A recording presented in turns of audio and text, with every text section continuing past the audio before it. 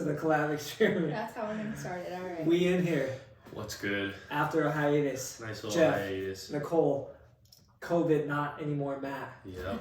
COVID-19. Yeah, that is the reason that we have been gone for a couple weeks. Unfortunately, I came down with the COVID-19 virus.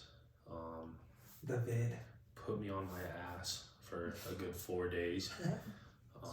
But we're back. I'm good. I'm healthy, thankfully. But it is nothing to mess with.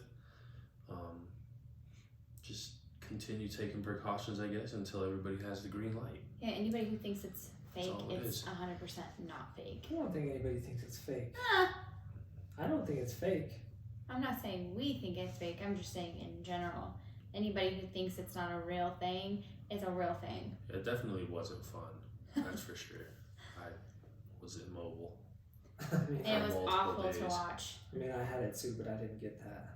Oh man, it is just mostly the body aches. Would you rather have done that or not had taste and smell like I had?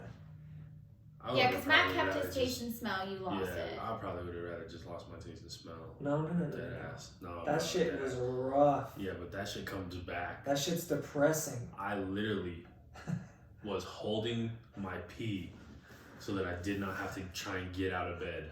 Literally, and let's just talk about muster up enough strength to get out of bed, bro. the man who freezes me was 65 degree I'm dead serious. weather, air conditioning every night. Went to bed 4 days in a row with sweats, sweatshirt underneath like 3 fucking blankets, the heater going, shivering, and I was like, what That the shit was hell? rough, bro.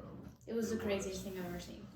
You heard it here first. But here we are, getting back to our podcast, the COLab experiment. First thing where Jeff giving a little shout out to Randy Orton. It's WrestleMania week, ladies and gentlemen. Let's go. It's a lot of things this week. It's my favorite.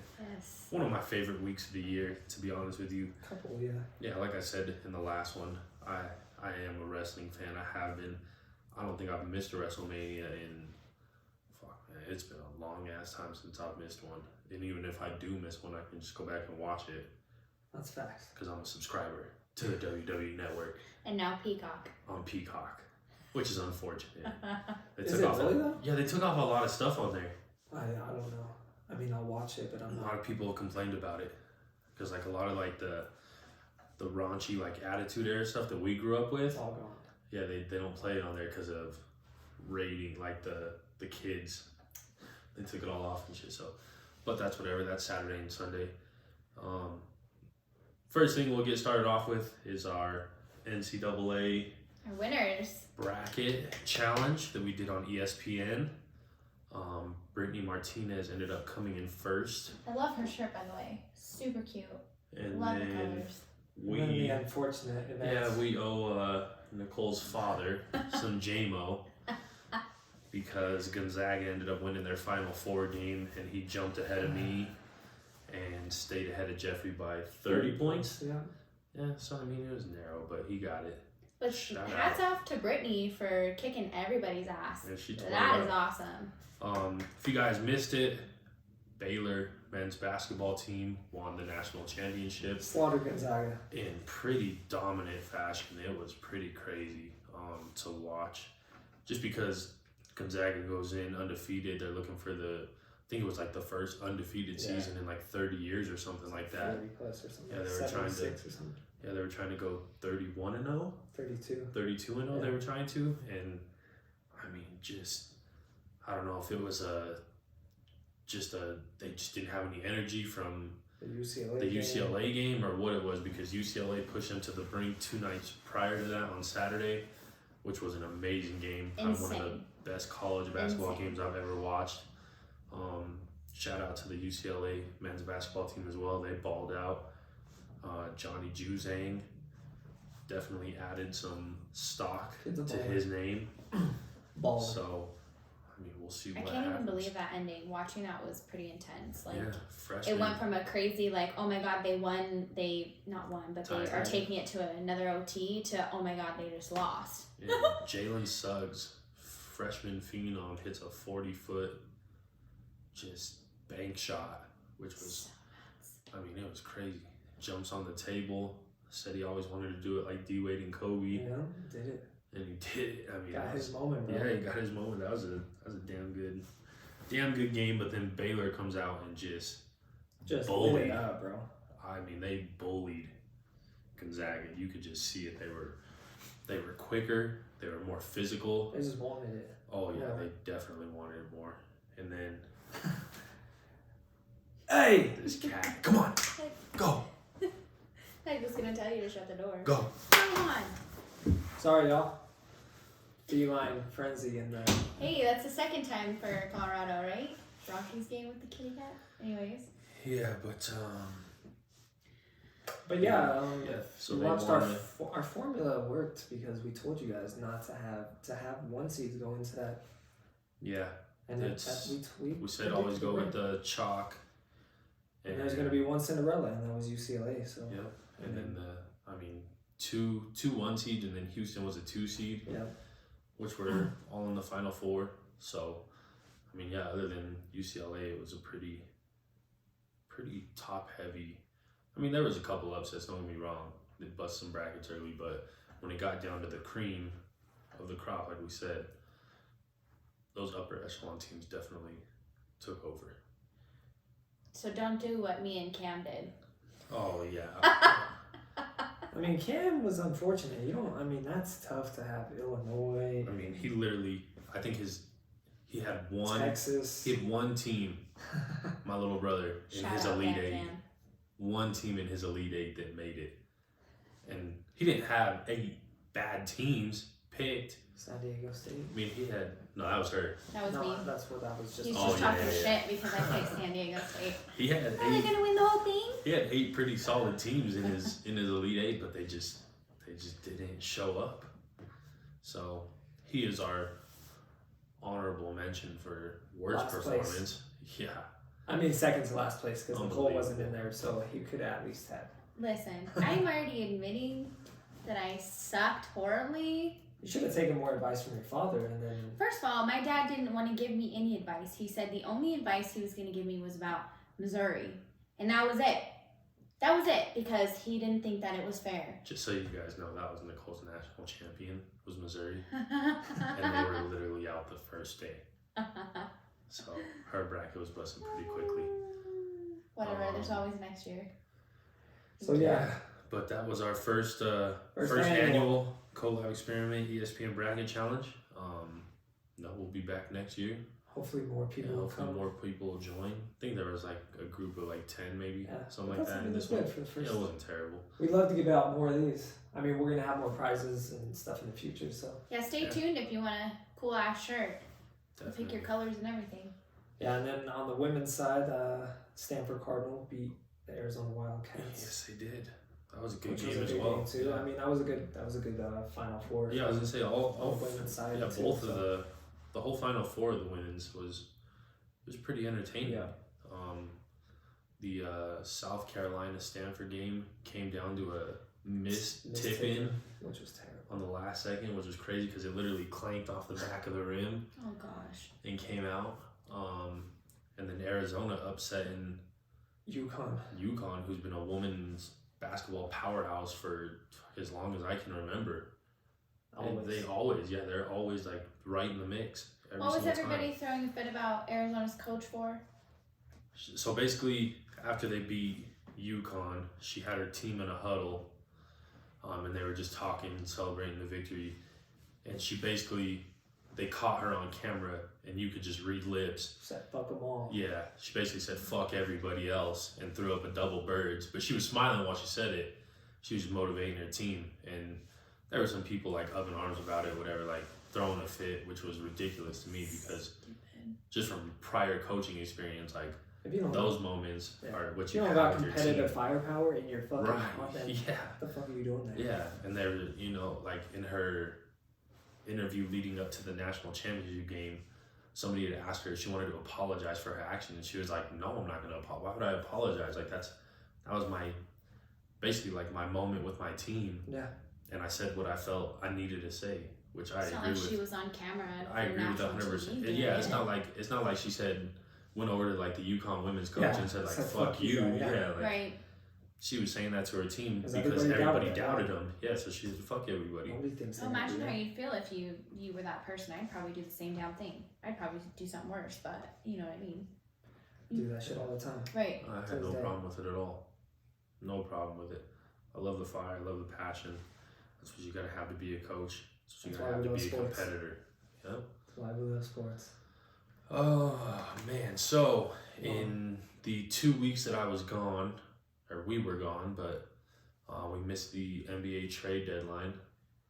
The biggest trade which is happened. The Nuggets finally Yeah, gonna move. They're in the trade Yeah. We deadline. needed it. Yeah, the Nuggets who are normally not in any In discussions for trade trades ever. I mean, they're usually selling people off, shipping people out of here, Yeah. but they end up trading for JaVale McGee and Aaron Gordon, who McGee hasn't made as big of a difference yet. They haven't really played him, which is a little shocking to me. I think he's injured though. Yeah, I don't know what's going on with that, but I think he can bring He's some gonna be a good things. defensive Yeah, I think presence he for can sure. bring some good things to the table for them as far as defense and athleticism. But Aaron Gordon has Athleticism made and just all of that. he has made a difference. They're 5-0 since he's been here, right? Yeah, Yep, and that's they a piece are. I need too. I don't. Yeah, it's just because Yeah. we've never. I mean, we got all kinds of fundamental guys, but not a big wing player that can play Mhm. Kawhi and LeBron. And all Yeah, that. so just watching the couple games, I did watch the Nuggets Clippers game that was last week, and don't get me wrong, like Kawhi was still getting his buckets and stuff like that, but Aaron Gordon was just on the defensive end, and he was in every single possession. Like, he was down in his stance, he was ready to go, he was being competitive, he was making him work, which is what you need to do against those good players. Mhm. Because those good players, they're obviously going to get their points and they're going to get their buckets and stuff Yeah, like just that. make it a little bit But you have to harder. make them work. Yeah, If you make them work and you wear them down that little bit, then come the fourth quarter, you know, maybe they'll lose their legs or whatever. But I mean, I loved what he said in his intro presser, where he said, you know, I'm not here to be the guy, because obviously we already have Jokic Two and guys. Murray to do that. But he's like, I'm here to, you know, basically fill my role, be a good, athletic, cutting, slashing three, Yep. and play defense, which is what he's done and led the Nuggets to some victories. And they were also the that starting five with him, Gordon, Barton, Murray, Jokic, and PJ. and PJ. Yep, were outscoring opponents by like 48 points, just when they were on the floor, which was a big crazy. deal, Yeah, made a huge difference. Nuggets need to make a run at something. I mean, and that's kind of They maybe do. the piece they needed for last year, and we just Yeah. didn't have it to lock down. The First only round. thing that is concerning with that is that the West is so mushed right now. Yeah. And with LeBron and AD being out, like we kind of said during our midseason awards, the Lakers are kind of falling. And right now, if the playoffs started today, the Nuggets are matching up with the Lakers, which is tough. It is. I mean, it's going to be tough regardless. Yeah, it's going to be tough in the West regardless. But I think they're going to keep falling. The Trailblazers are fully healthy now. They got Nurkic and McCollum back. I think they'll Right. rise. the only thing that scares me about them, which I heard on, we were watching the Nets game earlier and on TNT, Doris Burke had mentioned that Portland hasn't beat any of the 5 teams above them. They haven't beat the Lakers at all this year, the Clippers, the Nuggets, the Suns, or the Jazz. They're winless against them all year. So if they can't That's figure fine. that out, yeah, I mean, it's just, you just don't want to run in, not first round, to a healthy Lakers team. Yeah, like not first round. I just don't think it's not, I don't know. They're just a tough matchup for anybody. Anthony Davis is going to present a tough matchup for anybody that he plays, You think if he's he's going to healthy. be back in time? Well, no, that's a tough injury. They'll be back, but that's the only thing that concerns me, is that if he pushes it too much, you seen it with Kevin Durant 2 years ago. He tried to come back and popped his Achilles, so ruptured it. So, I mean, I think that's why they're taking the extra precaution. As they should. I mean, Right, exactly. That's their franchise player. We've got more runs to go. Mm-hmm. And they're definitely going to take extra precaution with LeBron, just for his age and all that. Even though it's just a high ankle sprain. A high ankle sprain is nothing fun. It's tough. Yeah, but they're definitely going to take as much precaution as they need to because they know that they're basically already set in the playoffs. They just need to get those guys healthy to make their playoff run. I guess we'll see how it unfolds though. So. Yeah, there It's wasn't gonna really be competitive though. I mean, besides Rondo going to the Clippers. that's what I was saying. There wasn't really any other like big splash trades. Rondo to the Clippers, like Jeff said, was probably the next biggest one. Just because he brings that calming presence to that team. A floor general. Yeah, he definitely knows when to push it, when to hold up. And that's something that the Clippers needed because they really don't, like, as good as Kawhi and as good as everybody wants Paul George to be, they're not really that. Yeah, they're not really like that. They don't have that killer instinct. Like, Kawhi showed it in his playoff run with Toronto, but last year with the Clippers and all that, like, he didn't really show it. Like, he puts up points, but, like, when you're just, the eye test, like, the eye test, when you're just watching the game, he's not really, like, impacting it as much as you would think for him being that superstar status. Yeah. Like, so I don't know. And then Paul George is just, I mean, he's good. He's a good player, but to put him up there on that elite level, I don't think you can, to be honest with you. Not like the superstar level that some of these other guys that you see at the top of the league are at. Everybody wants him right now. They do. Overrated. They do. He had his one run in Indiana when he pushed the Heat that one year, but then, you know, he got his big contract and then he left Indiana. He went to OKC, couldn't make it work with Russ. Couldn't make it. He hasn't made it work with Kawhi yet, and they both chose to play in LA. They wanted to play together, and I just don't. I feel like it's kind of. They're a lot better than Boston, but I feel like it's kind of like that same thing. Like, him and Kawhi just don't really mesh well for whatever reason. Like, they're just not like a really good mesh of two players to complement each other. There's just no complementary skills. No, they're like the same type of player, and I don't think you can have the same type of player. Yeah. Just like Jason Tatum and Jaylen Brown are the same. They're literally the same player. Mm-hmm. So, but that's why all the other big two throughout the, like, Jokic and Murray were, because they're two separate positions. They do different things. AD and LeBron are two separate positions. Yeah, you got to impact the game in different ways for that to be able to work. Like, and they just can't do it right now. Yeah, they haven't been. So hopefully, I mean, Rondo is going to be a big part. I mean, he's a good veteran point guard, so, and he's won multiple championships. So it'll definitely take because when Patrick Beverly's in, Paul George basically has to, him or Kawhi have to be the ball handler. Yeah. Because Patrick Beverly's not really a ball handler. He's more known for just defense and hustle plays. Yeah. But Rondo's that ball handler, so maybe George can use some of his athleticism and start cutting and moving without the ball and stuff like that. But that's yet to be seen, so we'll see soon. Here comes the playoff push. Both in hockey and basketball too. Yeah. The Avs are good. Avs, I seen in their last, so they're on a 15-point game, 15-game point streak, but they're like 13-0-2 in their last 15. Yeah, like they literally just shot up the standings. Because I think there was a second there before they went on this run where everybody, I mean, it was still early, but people were questioning it because they were only like 10-8 or something like it was something that they were just a couple games over 500, and then they went on this streak. Now they're the number one team in the NHL. So let's go. We like to see that. They're tearing it up. And then in some other Denver news, All-Star game. Baseball is back. Yeah, baseball is back to the chagrin of Jeffrey. I was all about it. I was just laughing because the Dodgers lost the Rockies on opening day. Yeah, you know, they came out a little flat, but that was the Rockies' only win of the weekend. Right. So One time. That was fortunate for them. Trash can franchise. Yeah. Well, when I went to actual opening day 2 years ago, the Dodgers shit on the Rockies, and I was like, oh, this is awful. Oh, good on opening day.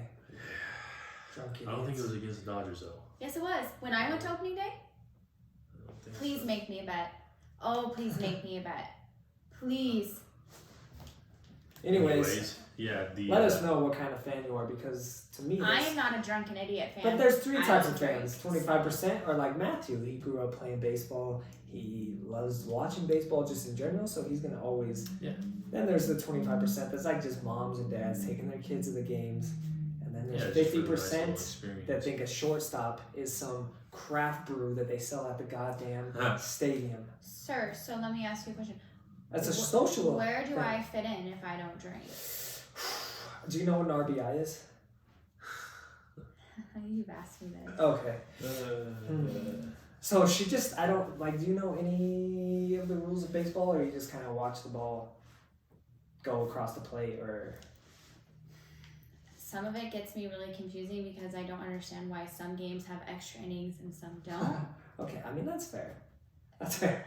I'm serious. That's a legitimate thing. This is not for you to look at me like I'm an idiot. If Nicole did baseball star, avid fan who hasn't actually broken down the game for me, which you probably should, and let's just put that out there. Extra innings are when it's a tie after the 9 innings, and there is no ties in baseball, so you have to go extra innings to have a winner.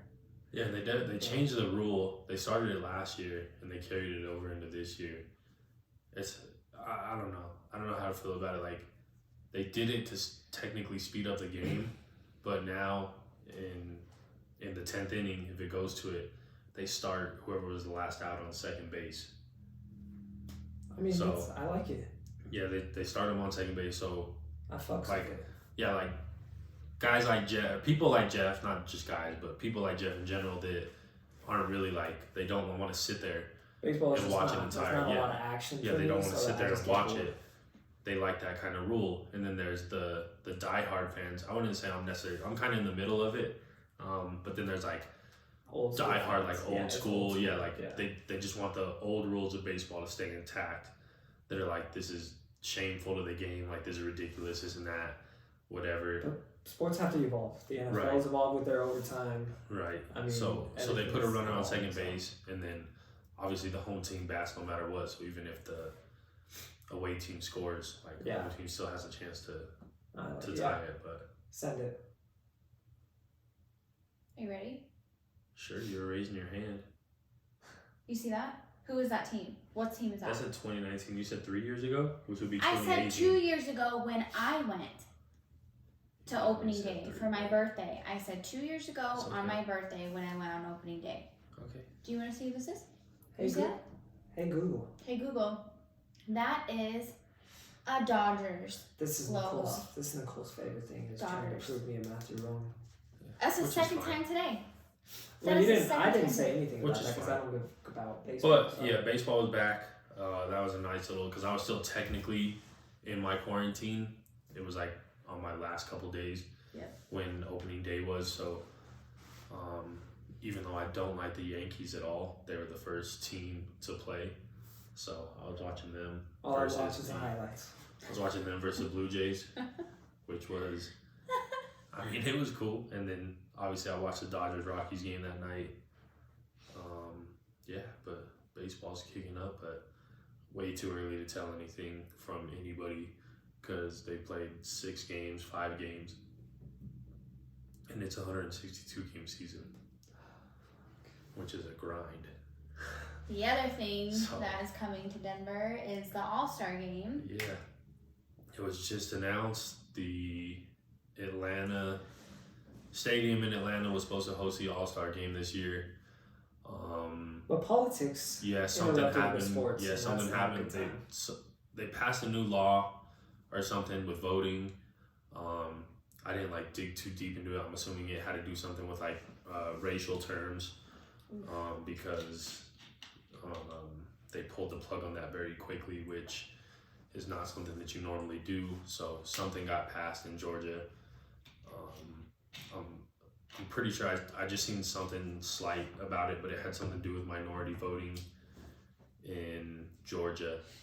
So they definitely pulled the plug on the All-Star game there. And then I guess Coors Field was in the running to host it within the next couple of years, you know, within like the next 5 or something. And they were, I think, from what it sounds like, they were the first ones to kind of step up and be like, hey, like, we'll do it, you know, bring it here. And Because baseball owners jump just on it. want money. Oh yeah. Yeah. Denver They don't care about winning. Nah. Obviously, they don't care about winning. Nah, But they're okay with paying other teams money yeah. for our star player. Yeah, which is crazy. I seen a joke on Twitter which made me laugh, bro. It was like so the Rockies sold the All-Star game to the Cardinals and gave them $500 million on top of that, which was hilarious to me because they literally paid the Cardinals to take our best player away from us. Makes sense. And Nolan Arenado, and it was just, I don't know, it's been a whole shitstorm with that team. I mean, just over the last decade, basically watching ever since they made that run and went to the World Series against Boston, it just kind of went downhill. They just get rid of every good player that walks into the building. Every good player they get rid of, and then whatever team that player goes to, they're playing good because they're a good player. Yeah. I mean, LeMahieu wins a batting championship. Yeah, LeMahieu wins a batting title last year. I mean, do you think it has something to do with management altogether, or are they just like? I don't know. You would have to ask the Manfords what their logic is on why. And it's weird because baseball has no salary cap. No. At all. So you can literally pay whoever you want to pay, whatever amount of dollars you want to pay, which is why you see the Dodgers. You always see the Yankees. They're spending that money. There's no salary cap whatsoever in baseball. That's why you see all these huge contracts. They're cheap. Oh yeah, yeah, they're super cheap. So basically, what it is, which is why everybody, because there was really mixed reactions on the All-Star game coming here. There's people that were like, "Cool, it's gonna bring the city money, stuff like that. Like it'll be a cool experience for the city because the All-Star game hasn't been here in, I think it was like 20, 30 years, yeah. 20, 30 years, or 23 years, I think it was, something like that. So it hasn't been here in that long, and then, but then you have the other people that are like, well, we shouldn't even have the game here because these owners don't give a shit. Yeah. So why should we bring in money to the city when they're not putting a good product on the field for us to go watch? To pay themselves back for and that's a shame because that's a bomb-ass stadium. You'd think that you can have a good-ass team in there, fill up them seats, and make a stupid amount of money. Oh yeah, the Rockies, it's been voted that Coors Field is one of the nicest stadiums in the MLB. I love that stadium. It's been voted that. So it's just weird that they're being such penny pinchers, I guess you could call it, because every team has money. Like these owners are not making money. Hurting, they're not hurting at all. And the way that you win, or the way that you make money in baseball is by winning. Yeah. But they've gotten away with it because even though there's not like diehard, I wouldn't say diehard fans in Colorado for this team because they haven't ever been like the best team every single year consistently. They've had runs, certain runs, but people keep selling out that stadium, and the Manfords see that, so it's bringing profit to them because they keep selling it out even though they're not putting a good product on the field. So they're like, oh, if we're still making money, if we're still making money, we'll save ourselves. If we're still making money and our team sucks, then what does it matter? Like we'll just keep making our money, and that's kind of what they're doing. But like I said, you go to those upper echelon teams. I mean, everybody was mad that Trevor Bauer, who was last year's NL Cy Young winner, goes to the Dodgers. I mean, because that's basically just reloading. I mean, it's just adding another arm to their rotation. But they spent the money. Yeah. Like the owners want to win, so they spend the money to win. You gotta make sacrifices to have a good ass team. And they're not afraid to do it. It's unfortunate. Yeah, it is, because it'd be nice to have a good product. I mean, with all the things that are rolling right now with Denver sports, you got the Avs. The Avs are the favorite to win the Cup. It was like that at the beginning of the year. There was most of the analysts. There's so much talent on that team. Yeah, most of the NHL analysts had the Avs as the favorite to win the Stanley Cup. The Nuggets are right in the thick of things as far as the Western Conference and the playoffs going, this and that. And then you have the Broncos and the Rockies, who are just kind of not getting their shit not together. getting it, which is weird because it was a big flip. You had the Broncos and the Avs running it forever. Yeah. And then the Avs kind of fell off, and then the Nuggets kind of fell off, and then the Rockies made their run, and the Broncos were good, and then now they both fall off. Yeah, and then now they both fall off, and now it's flipped again. Yeah. And the Nuggets and Avs are up there, and Broncos are still searching, and all that. It's real weird. But I think that's it for. What about your football star? As far as baseball goes, going into. Who's football star? Not my football star. It's not really our football star. Going into football, there's just a couple of things. Sam Darnold was traded to the Panthers 2 days ago. Shout out Panthers fans. I don't know how many of you got. There's a few of you, but yeah, which is, I mean, I guess this will really tell what the kid's made of. I mean, yeah, because you're not going to succeed in New York. Yeah, right now New York is. That's about as bad as the Rockies. Yeah, it's not the place to be for what sure. What a comparison! Adam Gase ran that franchise to the ground. Like that was a bad. From what they were when Rex Ryan was there, to what they were now, like it's bad. Yeah, it's bad. So ever since the butt fumble. Pretty much, yeah. Pretty much. Just look up the butt fumble next to it. So we'll see. We'll see if Sam Darnold can pick up his game. He's got a college coach there. Yeah. So who knows how that'll translate. And Matt Rule over there. So I mean, we'll see definitely. But the draft is also coming up in a couple weeks, and there's a whole lot of quarterbacks just switching places. Oh yeah, Adam Schefter actually tweeted that when Sam Darnold got traded, that basically that's going to solidify that the top 3 picks in the draft are now going to be quarterbacks. Should be. No matter what, because you have the Jags at 1, who are obviously, I mean, it's been speculated for 2 years now that Trevor Lawrence will be the number 1 quarterback in this draft. Which, how weird do you think, because Urban Meyer's there, that he takes the Ohio State product? Yeah, that'd be crazy.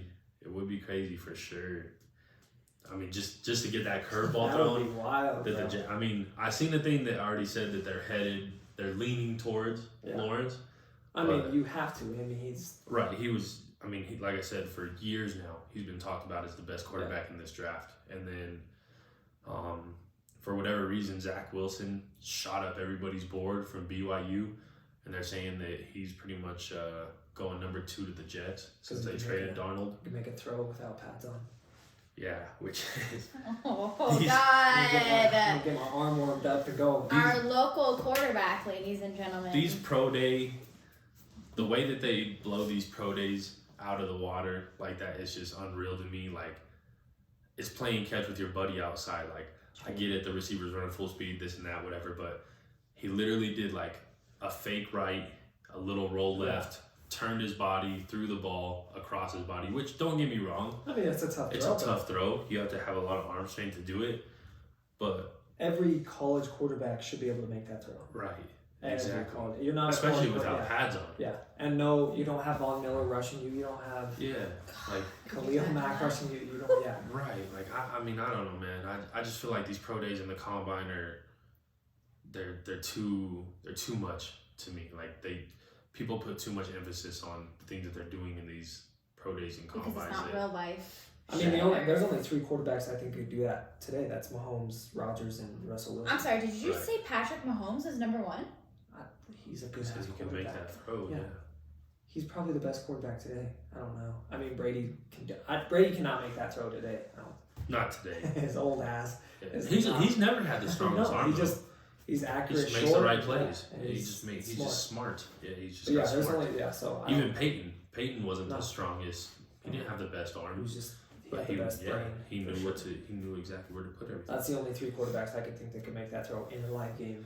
Yeah, and then they're saying that because San Fran traded all the way up to 3 with Miami? It was Eagles and Miami. It was like a weird They traded with Miami originally though, and then Miami traded with the Eagles. So but San Fran's at 3, and they're saying since they moved all the way up there, which is weird to me that they're kind of projecting that they're taking a quarterback because they still got Jimmy. Yeah, but that's your boy. That's not my boy. What? Not one bit. He's good. Not one bit. He's so good. He's not my boy one bit. Come on.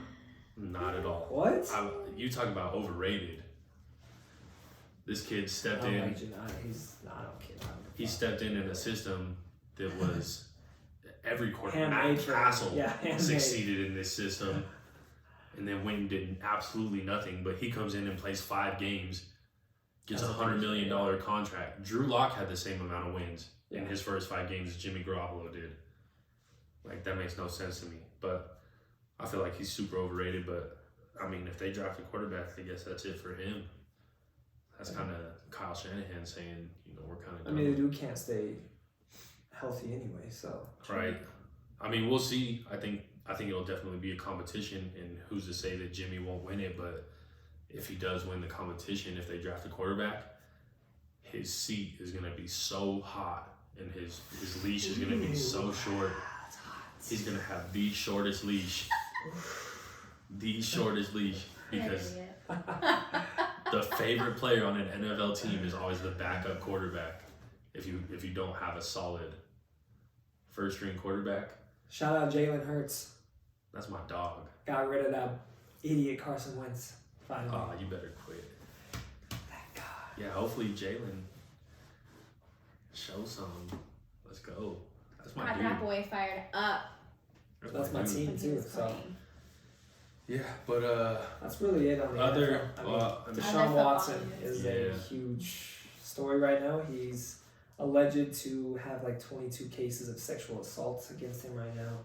There's nothing concrete right now. It's going through the legal process, but that to have that many women come out, I was like kind of iffy about it the first 3 or 4, but 22 women is a lot of women to have come at you, bro. You also have to think about it too, like it's probably so tough to come forward and say that somebody famous like him did something to you. So if these one person did it and then these other couple people are like, wow, she did it, then I feel comfortable doing it, and then it keeps going, right? Because there's got to be that. I mean, if it's somebody that's actually done it to multiple people, there's got to be that one person to have the courage to be brave enough to step up and say, hey, this happened. Because I'm sure a lot of women in that position were so nervous to be like, who's going to protect this guy and who's even going to believe me? So yeah, it's a real wishy-washy kind of subject to go over. You have to just be super careful with what you say. Like I said, I'm not gonna like bash the guy until the legal process plays out, but obviously there's something going on. If, like Jeff said, 22 women came out and said it, and it sounds like it's all at almost like all at massage places. Well, yeah, so he had wherever massage, he goes. He had people come to his house, so he was going to massage. So it sounds like it's all something along the lines of that. Sounds like he was asking them to inappropriately touch him from what they were saying in their statements and stuff like that. My only thing is, I'm not saying that they're lying.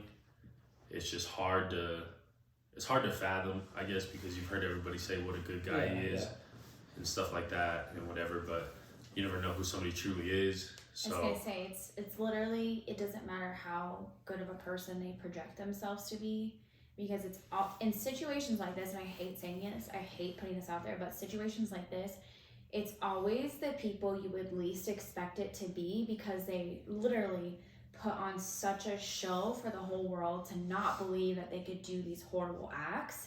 And so why would anybody ever believe that this great human being would do this to anybody? Not even that, like, he's famous and does all these great things. So it's like, how do you... It's not even just him being a good person, it's just the status that he's at. Yep.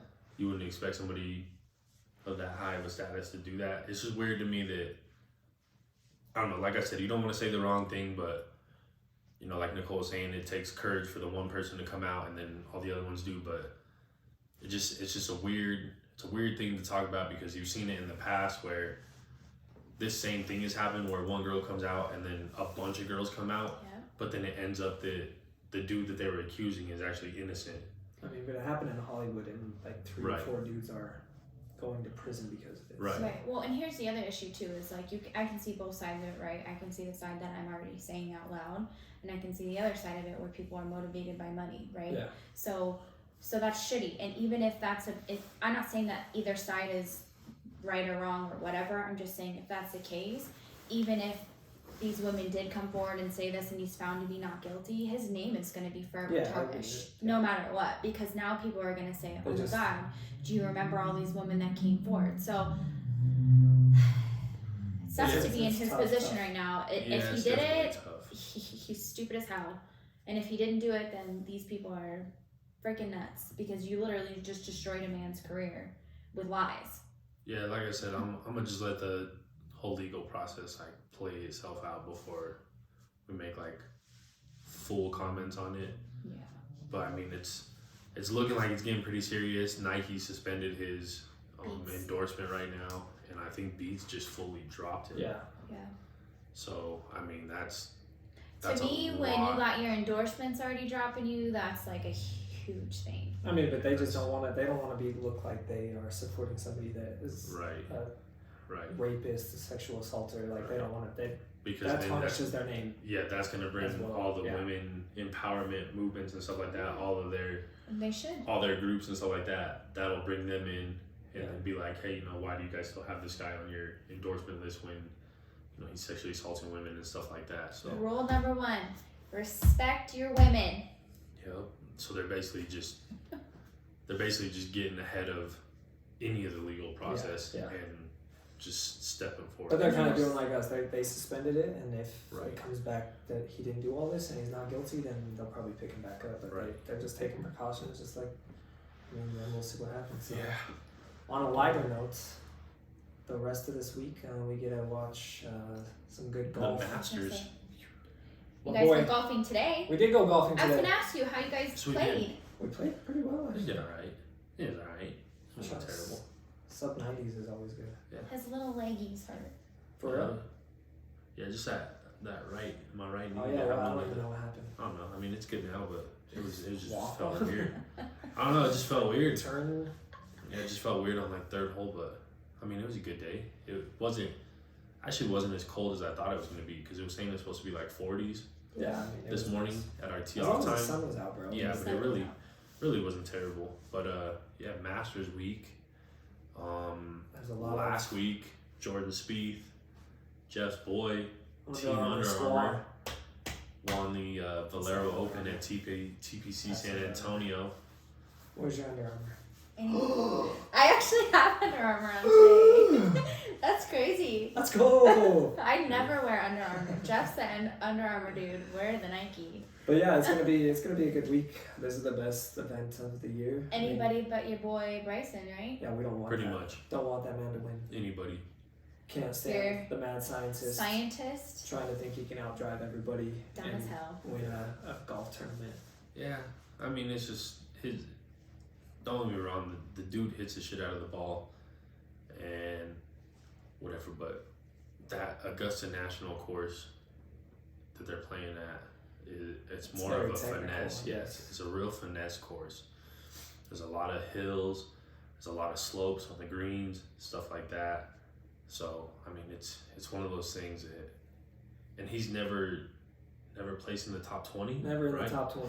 No. Never in the top 20 in the Masters. In the Masters, so I mean, he can hit it as far as he wants, but you gotta have a full other aspects. To win the Masters, you gotta have a full array of just shots, stuff like that. Actual talent. Well, I mean, he's got talent, but you have to have talent across the board. Just like Steph Curry has talent across the board, LeBron has talent across the board, and they obviously win championships because of that. But you're not gonna win if you just drive the ball. I mean, if Steph just shot the ball, he's not gonna win championships.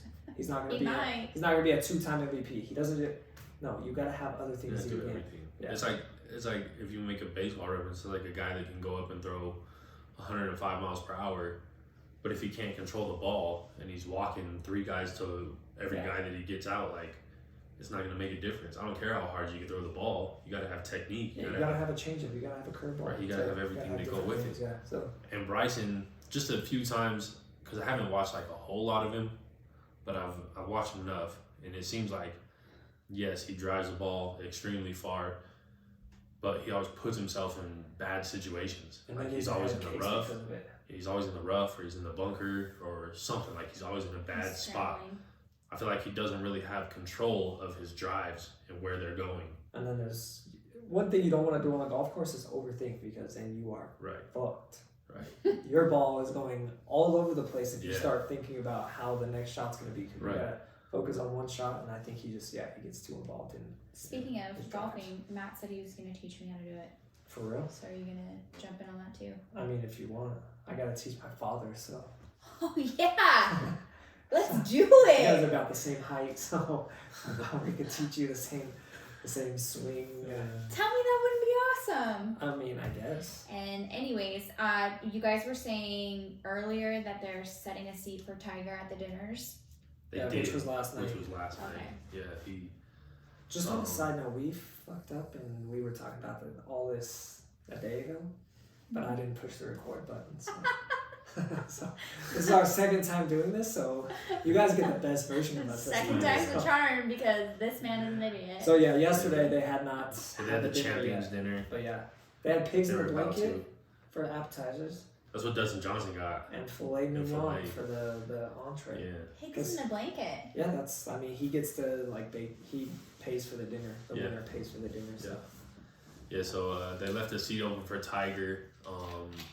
And at the champions dinner, and I actually just saw today that he was going 40 miles over the speed limit when he got in his accident. So he was going 85 miles an hour down a curvy road, and they say he may have hit the accelerator when he tried to brake to slow himself down, and he hit a tree at 75 miles an hour. And now he is in. I mean, hopefully he's at home. Yeah, we want him to heal up. I mean, we know Alex Smith had all those infections with the same kind of injury, so hopefully he does not have that. Yeah, it's I feel like, I don't want to say it, but I feel like, he's done with golf. I mean, it's just gonna be something. Yeah, it's definitely unfortunate because he was. Yeah, I mean, he's the reason that I watched golf. Yeah, he was the reason that I started watching golf was because of him. But yeah, that's with everything that he's gone through already with his back. Yeah. And all that, his body, like that's gonna be a really tough, long road to recovery to get back to the level that I know that he would want to play at, because he's not just gonna come back just to be on tour, to be on tour. Alex Smith just did want to play. I mean, he's a little bit older, Tiger is, and he's not doing as. And it's not as physical. Yeah, it's not football, so. We can hope and we can. Yeah, we'll see. Definitely. Oh yeah, I definitely 100% hope to see him back on the course, but. I know just him as a competitor, he's not going to go out there. He's not going to go out there unless he's at his absolute best. He's not just He's not just going to go out there to just be out there, just to say like, "Hey, I came back and I'm on tour." Like, he's going to want to. He's going to want to be at his absolute best. But I mean, it may be good. I mean, he can spend time with his kids now and family. Oh yeah, so. Yeah. Hopefully, it'd be a nice little reset for him. Yeah. We'll see how it goes, but. Y'all want to touch base on UFC? Yeah, in other news, there was some UFC news. Kamaru Usman defends his welterweight title against Gamebred. Jorge Masvidal. In a little over 2 weeks' time. April 24th is the date. With fans in the crowd. Full packed stadium in Jacksonville, Florida. So, and those tickets went on sale like. Is that a thing? Fans in the crowd? Fans in the crowd? I mean, I feel like they're the same things. I mean, fans in the stands. Fans in the stands, maybe. Maybe that's what I meant to say. That was a whole. Butts and seats. I don't know. Like. Mine got fucked up. I was like, what is fans? A full house. But yeah, people watching. Jacksonville, Florida. I think it's something like 15,000 people are going to be there. But it is it's not necessarily the first event with a full capacity because baseball. Yeah. The Texas Rangers sent that. Had 40,000 people. That's a sense in their stadium.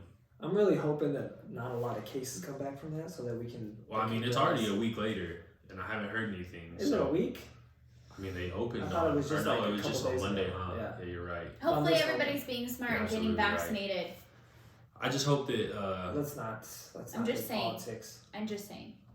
I'm not doing politics. I'm just saying. Be careful and protect yourself. That's all I'm saying. But that was technically the first full capacity thing that happened. But Dana White, I feel like he was the pioneer in getting everything through COVID and stuff like that. I mean, he went and bought. Yeah, I mean, an island. He bought an island to hold fights at, just so that he could keep his promotion going, which was insane to me. He's got the money to do it. But he's definitely got he's definitely got the money to do it, and he wanted to keep this thing going. He wanted to keep sports going because he knew that people were locked at home, stuck at home. He wanted them to have some entertainment, and he kept the UFC going. He did a damn good job. Yeah. Hats off to him for that.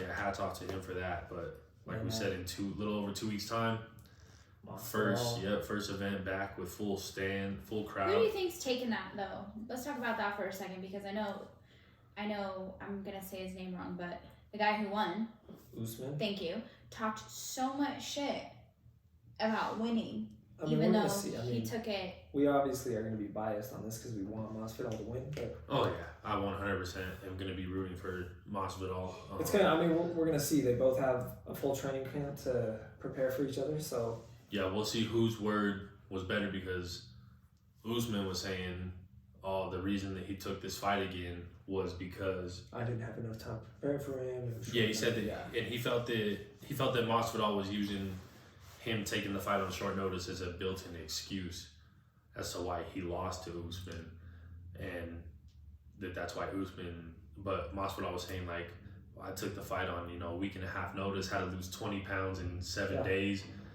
And then you laid on me and he's like, stopped my he's foot. like, you didn't stop me. Like, if you were that bad of a man that you say you are, then you should have got me out of there if I took the fight on a week's notice. So Usman feels like he can get him out of there. Masvidal feels like if he had a full training camp, that fight would have went totally different. I've heard both sides of it. I've watched interviews with a lot of people, both sides of the spectrum. Like Usman saying like, yeah, I'm gonna get this guy out of there, this and that. Like it's gonna be different now. And then Masvidal's over here like, well, I got a full training camp now, so I'm gonna end you like I did Ben Askren. So I mean, we'll see. It was intense. Yeah, we will see who. A whole 0.5 seconds in the fight. Whose word, stands pat. But that's it. I think other than the lightweight division, that 170-pound division is. There's a lot of killers in that division, man. Like Colby Covington easily could have got this fight, and he took Usman to the limit when he fought him. Even though Usman ended up finishing him in the 5th, like that was one of the best fights I've watched in a while. You got Nate Diaz coming back, which got announced. He's fighting Leon Edwards. May 15th. Yeah, he's fighting him. Your fave's coming back too. So that's crazy. And then Mystic Mac. Yep, and then that was announced as well. That was announced as well that Conor McGregor and Dustin Poirier will be fighting July 10th. I think it was. I think it's 13th. It's July something. I think it was. Yeah, it's in July, but they're coming back and fighting. Which doesn't make sense to me that Poirier would take that fight over a championship fight because you could get, if you win that fight, then you get as many money fights as you want. But it's McGregor, and he's gonna bring in the most. It's the 10th. That motherfucker better get back to the shit talking heavy. None of this. He's got to get in his zone. Shit anymore.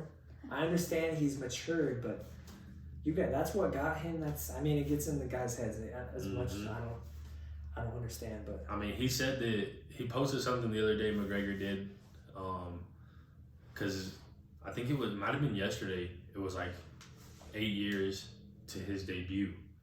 Like 8 years ago was his UFC debut in 2013, and he was like, "Oh, I came in on fire, like this and that." And he's like, he said that he literally moved in with his sister. Yeah. And all he did was train, eat, and sleep.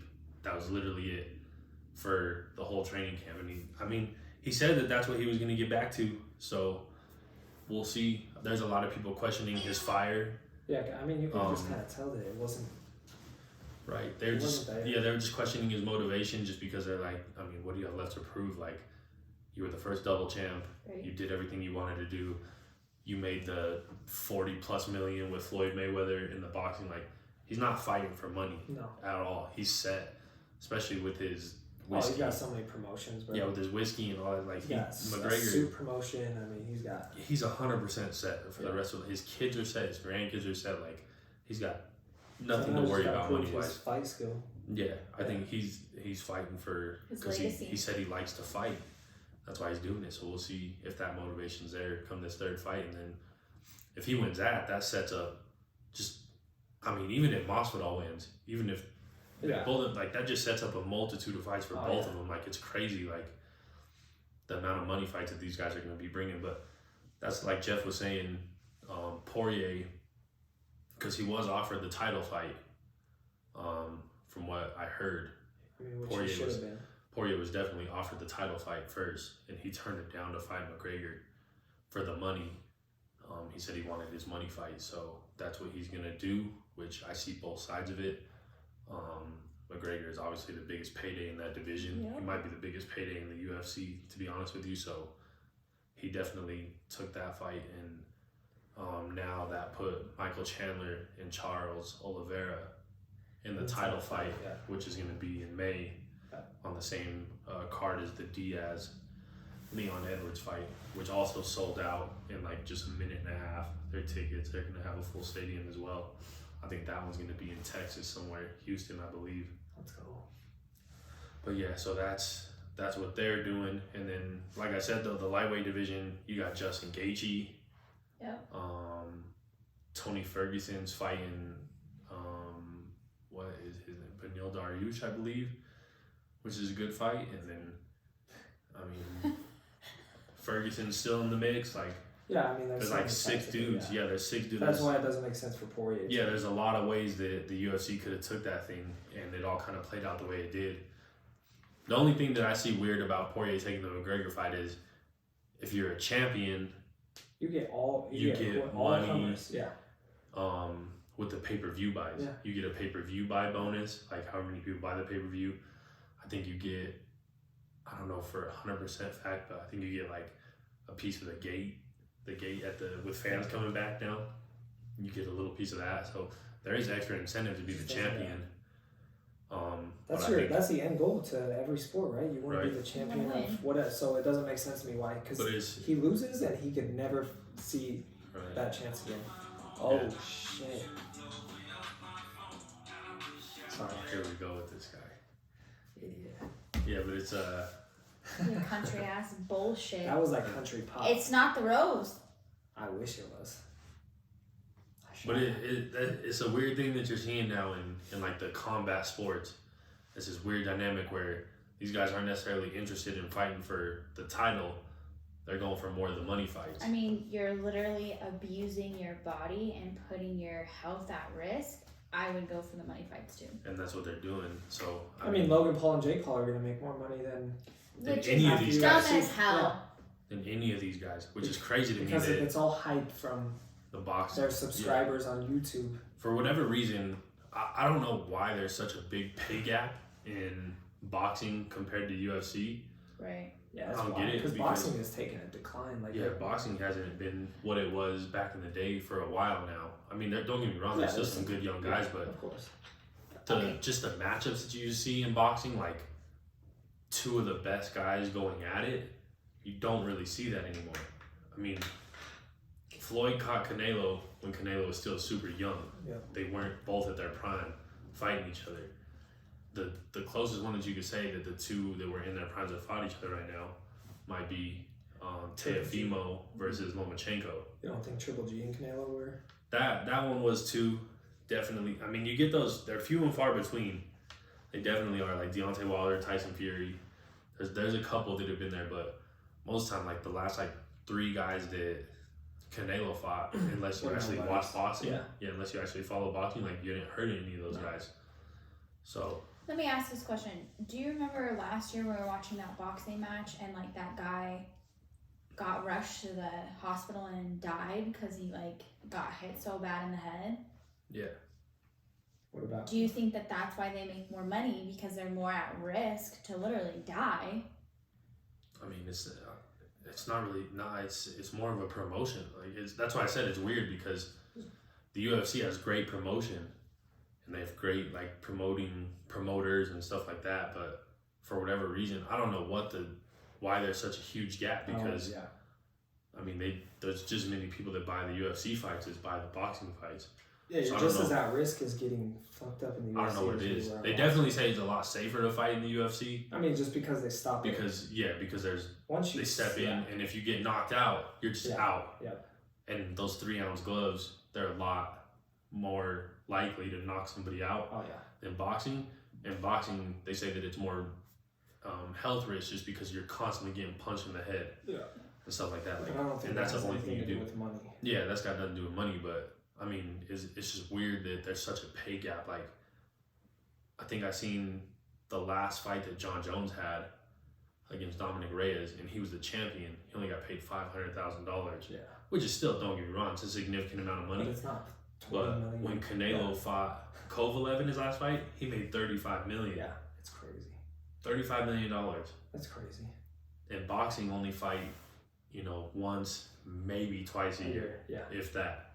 And these UFC, some of these upper echelon guys, they're starting to get to that realm where these guys are like, I think boxing is just so established that they have so much money built up into these promotions already. And I mean, UFC is obviously on the rise. Yeah. But it's Huge. not.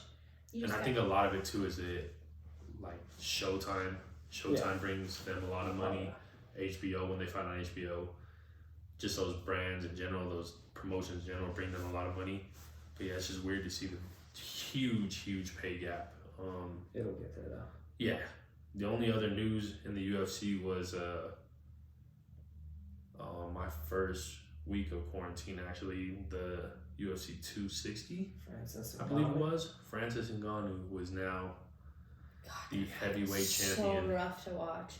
He is now the heavyweight champion of the world. He beat Stipe Miocic in their rematch. Beat him. What do you think, Matthew? What is John Jones's chances? Stipe got handled. Well, yeah, Manhandled. Stipe is slow. I mean, he's a good champ. He's just not. But I think John Jones is a very technical fighter, and I do as well. I mean, the thing with Jones is his last few fights in 205, the light heavyweight division, you've seen him get hit a lot more than he ever had.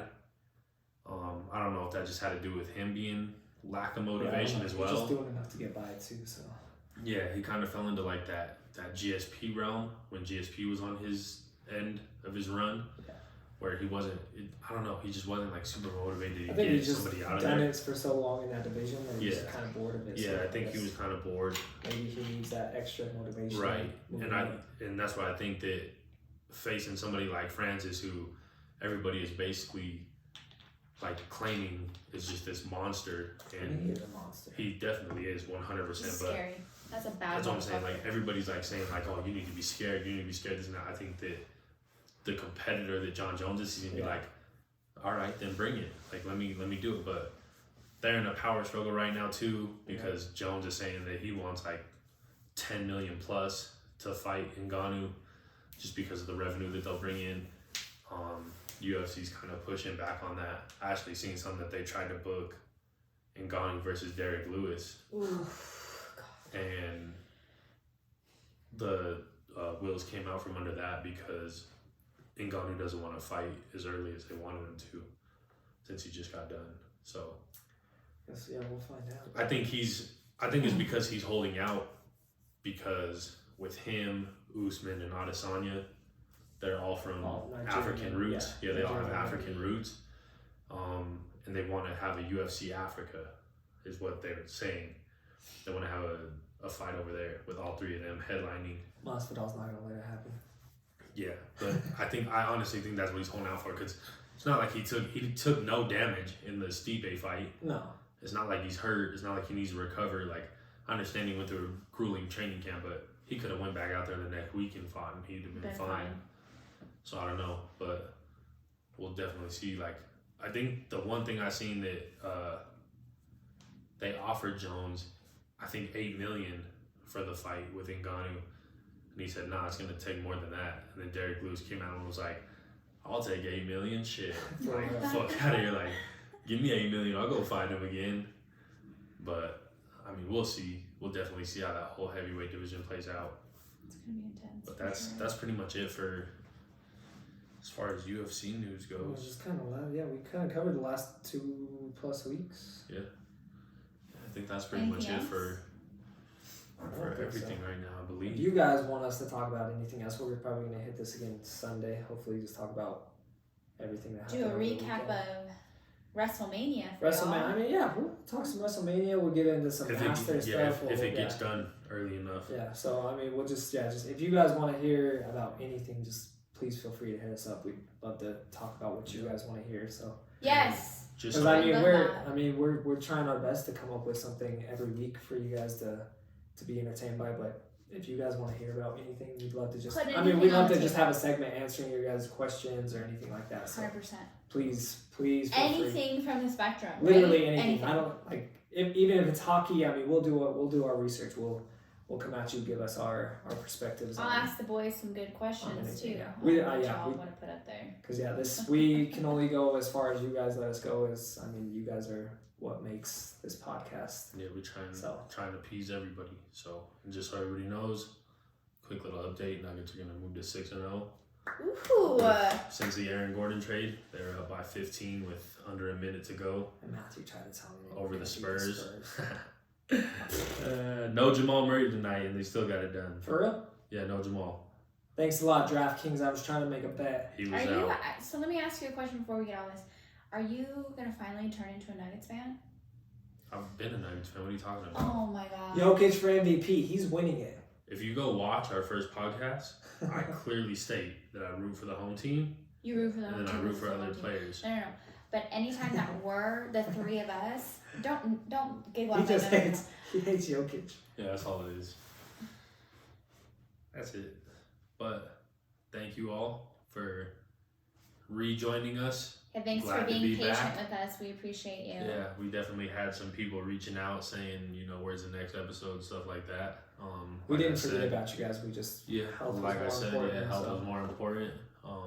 We offered Jeff to do the podcast by himself last Sunday. Probably. But while we were I could have sat here and entertained you guys, but I would have got bored. Yeah, he definitely did. He would have danced and started singing, and we could have had a whole nother kind of podcast. That's for TikTok. Yeah, so we took my quarantine, got healthy, make sure everybody around's healthy. So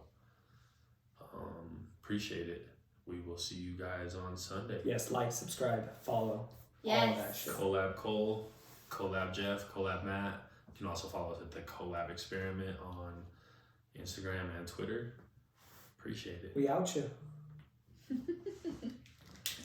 Did the whole thing record? I don't know, did it? It's still on.